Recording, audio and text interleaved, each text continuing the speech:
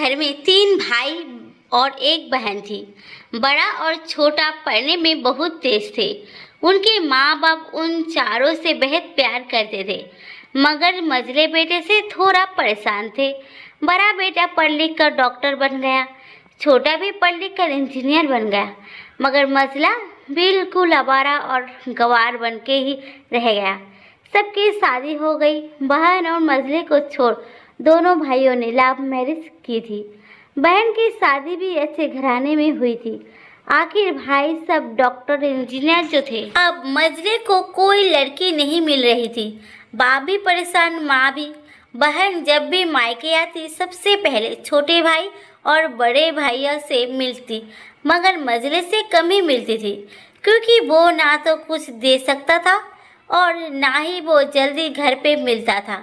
वैसे वो दिहाड़ी मजदूरी करता था, पढ़ नहीं सका तो नौकरी कौन देता। मझले की शादी किए बिना बाप गुजर गए। माँ ने सोचा कहीं अब बंटवारे की बात ना निकले, इसीलिए अपने ही गांव से एक सीधी सादी लड़की से मझले की शादी करवा दी। शादी होते ही ना जाने क्या हुआ कि मझला बड़े लगन से काम करने लगा। दोस्तों ने कहा, ये चंदू आज अड्डे पे आना। चंदू आज नहीं फिर कभी। दोस्त, अरे तू शादी के बाद तो जैसे बीवी का गुलामी हो गया है। चंदू बोला, अरे ऐसी बात नहीं, कल मैं अकेला एक पेट था तो अपने रोटी के हिस्से कमा लेता था, अब 2 पेट है आज, कल और होगा।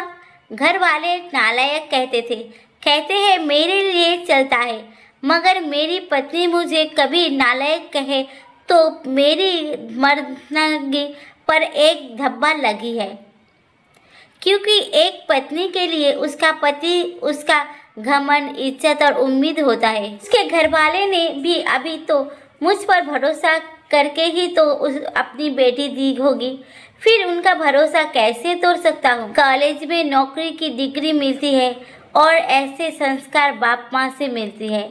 इधर घर पे बड़ा और छोटा भाई और उनकी पत्नियां मिलकर आपस में फैसला करते हैं कि जायदाद का बंटवारा हो जाए, क्योंकि हम दोनों लाखों कमाते हैं मगर मझला ना के बराबर कमाता है। ऐसा नहीं होगा। माँ के लाख मना करने पर भी बंटवारा की तारीख तय होती है। बहन भी आ जाती है, मगर चंदू है कि काम पे निकलने के लिए बाहर चले जाते हैं। उसके दोनों भाई उसको पकड़कर भीतर लाकर बोलते हैं कि आज तो रुक जा, बंटवारा कर ही लेते हैं। वकील कहता है ऐसा नहीं होता, साइन करना पड़ता है। चंदू, तुम लोग बंटवारा करो, मेरे हिस्से में जो देना है दे देना, मैं शाम को आकर अपना बड़ा सा अंगूठा चिपका दूंगा पेपर पर।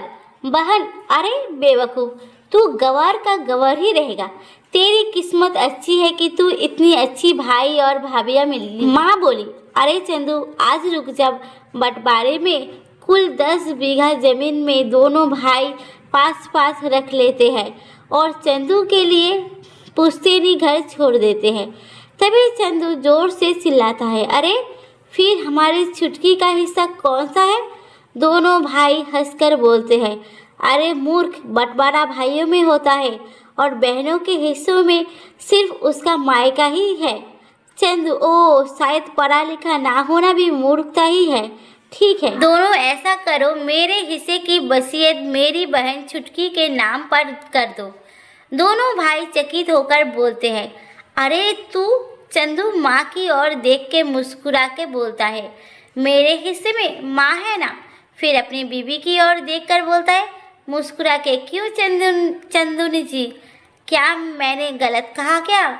चंदूनी अपनी सास से लिपट कर कहती है, इससे बड़ी वसीयत क्या ही होगी मेरे लिए कि मुझे माँ जैसी सासू माँ मिली और बाप जैसा ख्याल रखने वाला पति। बस यही सब थे जो बंटवारे को सन्नाटा में बदल दिया।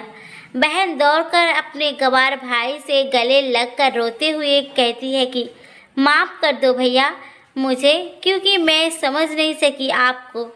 चंदू बोला, इस घर में तो तेरा भी उतना ही अधिकार है जितना हम सभी का। बहू को जलाने की हिम्मत किसी में नहीं, मगर फिर भी जलाई जाती है, क्योंकि शादी के बाद हर भाई हर बाप उसे पराया समझने लगते हैं। मगर मेरे लिए तुम सब बहुत अजीज हो, चाहे पास रहो या दूर। माँ का चुनाव इसलिए किया ताकि तुम सब हमेशा मुझे याद आओ, क्योंकि ये वही कोख है जहाँ हमने साथ साथ 9 महीने गुजारे।